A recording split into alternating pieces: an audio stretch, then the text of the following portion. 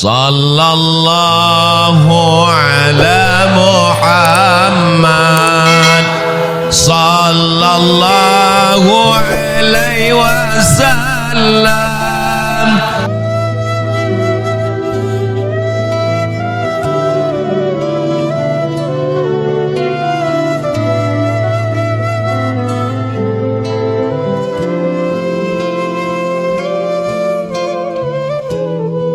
Mudah-mudahan semuanya selalu dalam ridha Allah.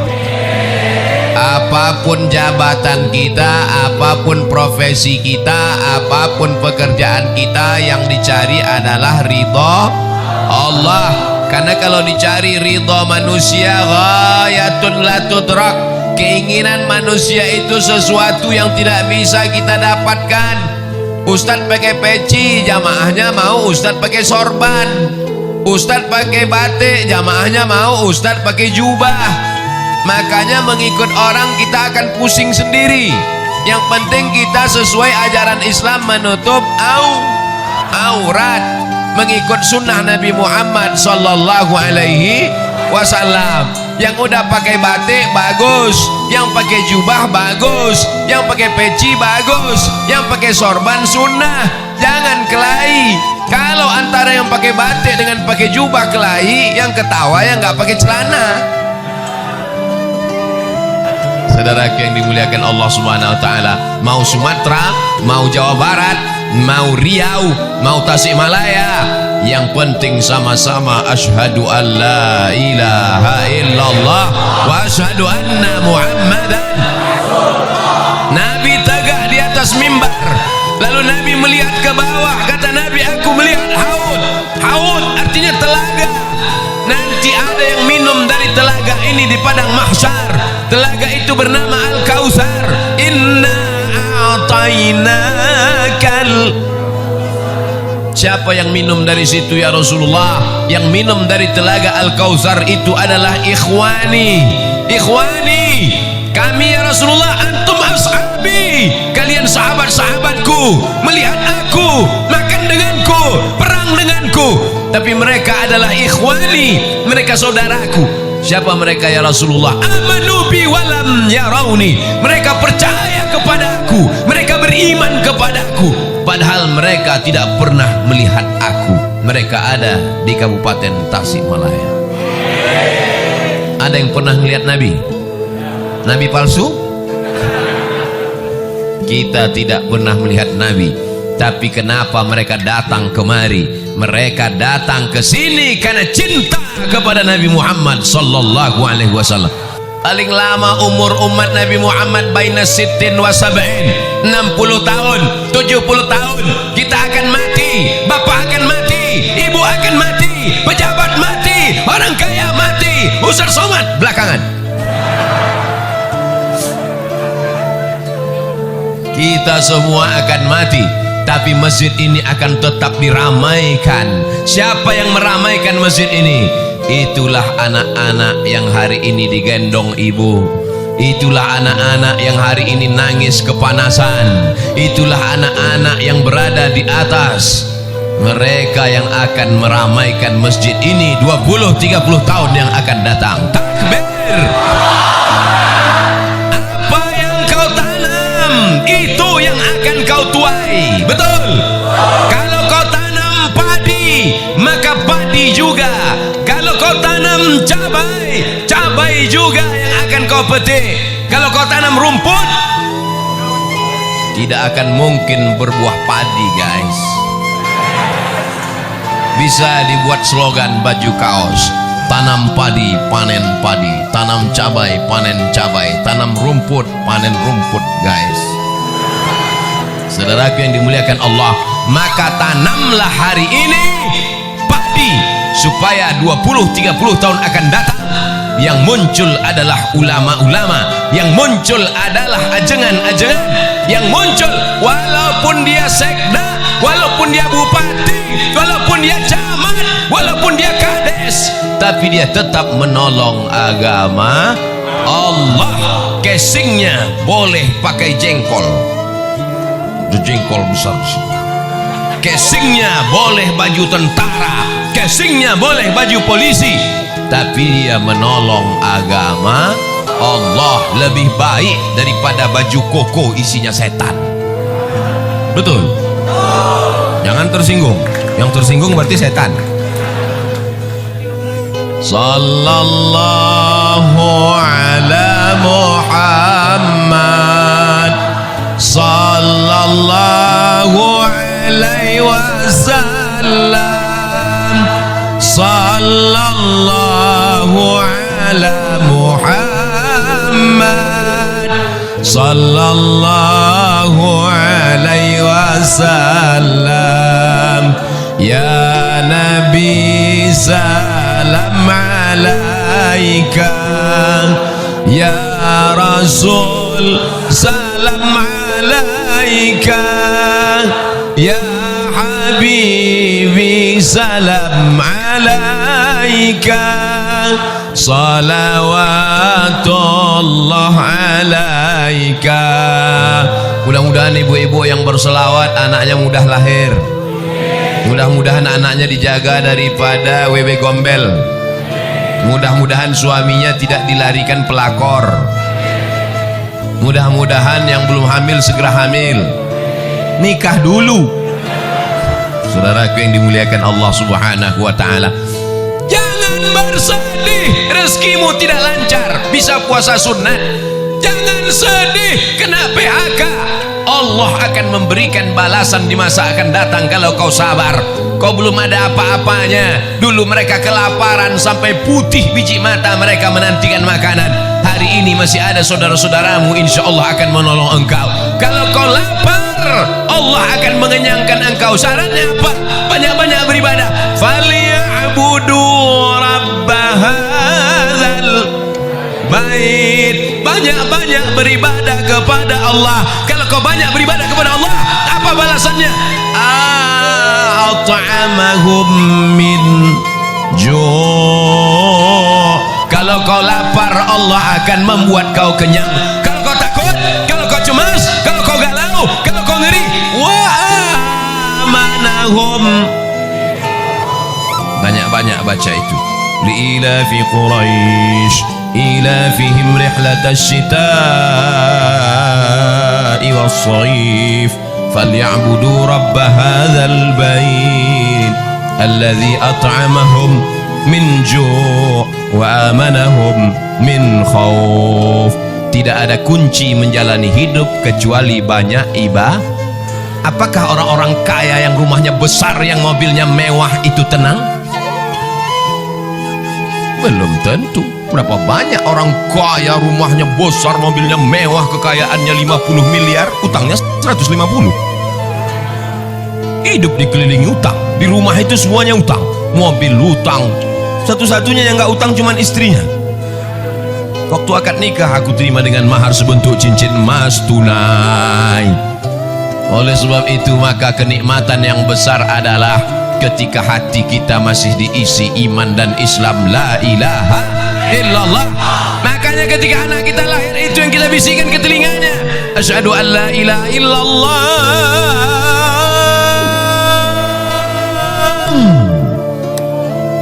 asyhadu an la ilaha illallah.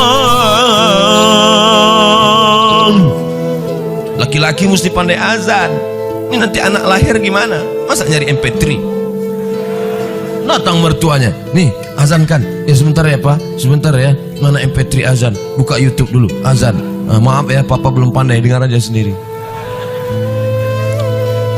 Yang pertama kali dimasukkan ke telinganya sebelah kanan adalah lafaz la ilaha illallah.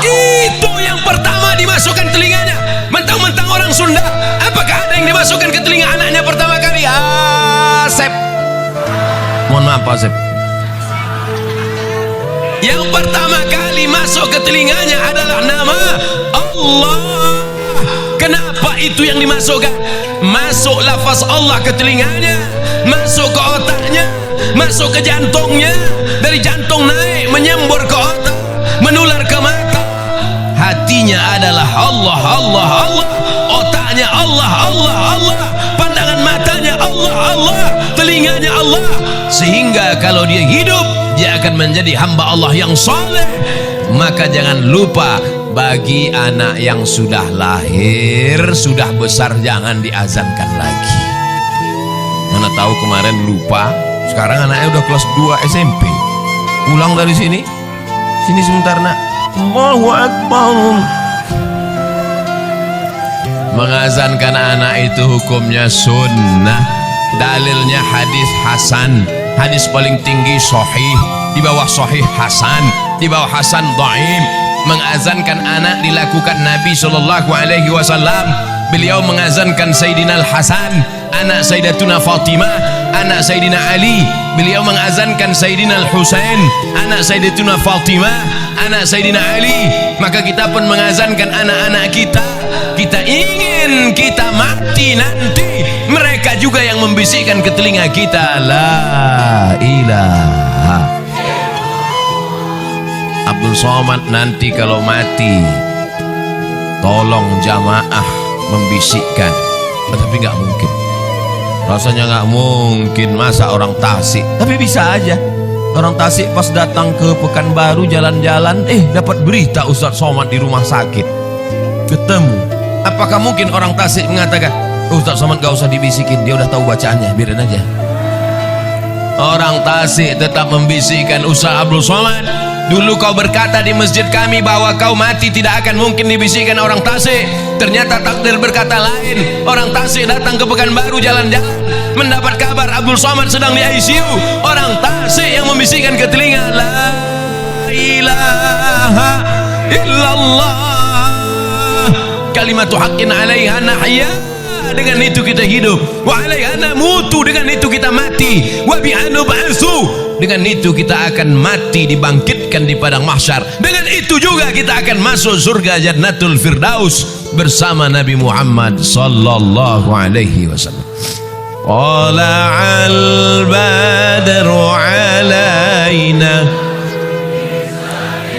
yatil wada' wajib syukru alaina ma da'a lillahi da ayyuhal mab'usu fina ji'ta bil amril muta' ji'ta syarraftal madinah marhaban ya khairada.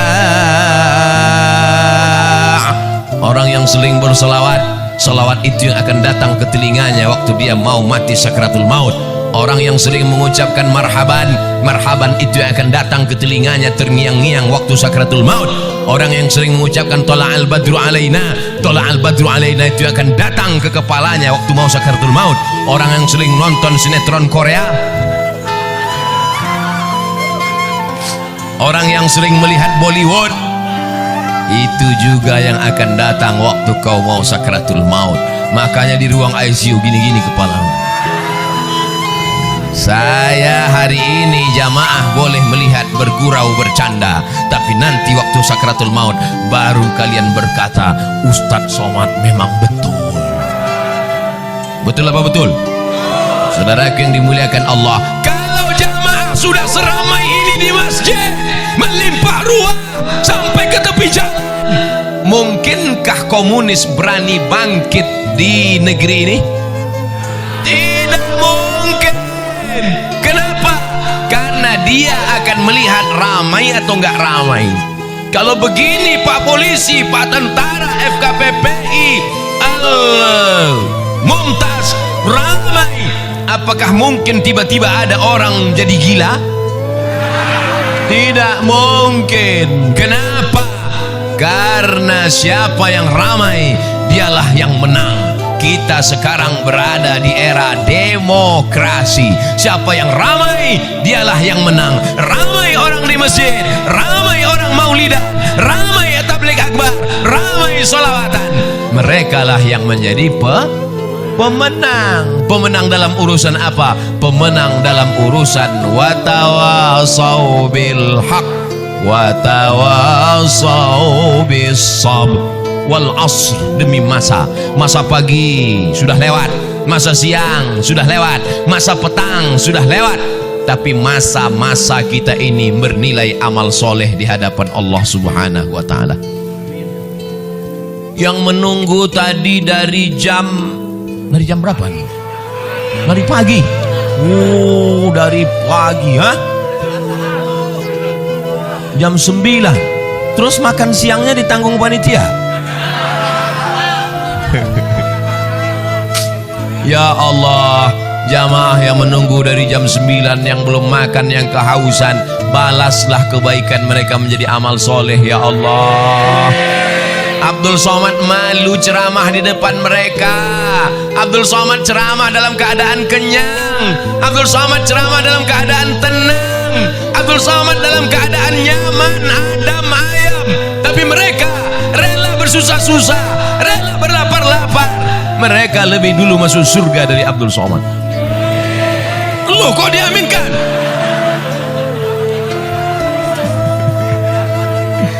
Yang penting masuk surga. Teganya saya ditinggal. Boleh jadi jamaah ini yang menarik tangan Abdul Somad masuk ke surga. Diaminkan juga lagi. Kita tidak tahu entah siapa yang menyelamatkan kita. Makanya kalau kita berdoa itu bersama-sama. Kita tidak tahu entah dari mulut yang mana doa itu mengetuk pintu langit. Kita tidak tahu entah dari mulut yang mana.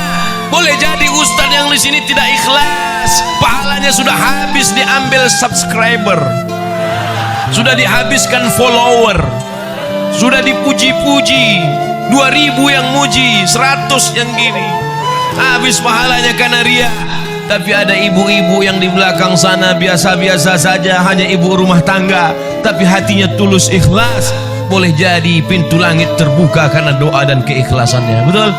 Jangan sepelekan orang, jangan anggap teremeh-temeh orang. Maka sudikah semua jamaah ini mendoakan Abdul Somad supaya mati husnul khatimah? Doakan Ustaz Abdul Somad supaya istiqomah. Ngapain datang dari Riau naik pesawat ke Cengkareng, sampai Cengkareng naik mobil ke Tasikmalaya? Bangun belum sampai juga, tidur lagi, bangun belum juga. Ngapain datang jauh-jauh musim Covid? Mau cari apa? Mau kampanye? Mau cari apa? Yang dicari tidak lain supaya mati dapat amal jariah. Yang kaya-kaya enak, dia bangun masjid, dia wakafkan tanah, dapat amal jariah. Solat subuh, solat zuhur, solat asar, solat maghrib, solat tahajud, i'tikaf malam, mengalir. Dia kaya, uangnya banyak. Abdul Somad tidak kaya.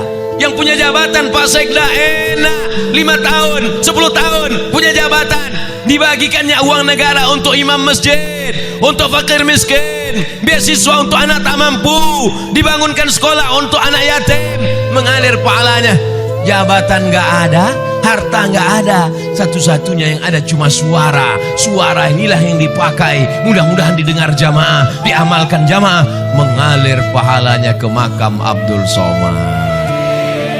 Hanya itu saja yang diharapkan dari hidup ini. Hidup ini mau cari apa? Mau kaya-kaya, beli baju sampai 3 lapis, itu bukan kaya, demam. Betul? Mau makan, makan sebanyak-banyaknya, makan ini, makan ini, makan ini. Pas dites ronsen, rupanya ususnya bolong. Tidak ada yang dicari hidup ini kecuali mencari kemuliaan dari Allah. Tu'izzu man tasha, engkau yang mengangkat setinggi-tingginya. Wa tudhillu man tasha, engkau yang menjatuhkan serendah-rendahnya. Tapi kalau kita bisa meramaikan masjid, kemarin datang tokoh ramai, bulan ini Abdul Somad ramai, bulan depan gak tahu siapa lagi datang ramai. Pas ada keyboard tunggal penyanyinya pakai rok pendek, gak ada. Itu tidak akan terjadi di Tasikmalaya, betul? Karena di sini masyarakat religi, masyarakatnya agamis, masyarakatnya taat beragama, masyarakatnya menjaga adab, sopan santun, tata krama. Maka mereka tetap menjaga adab Islami. Tidak ada perempuan yang tidak pakai jilbab.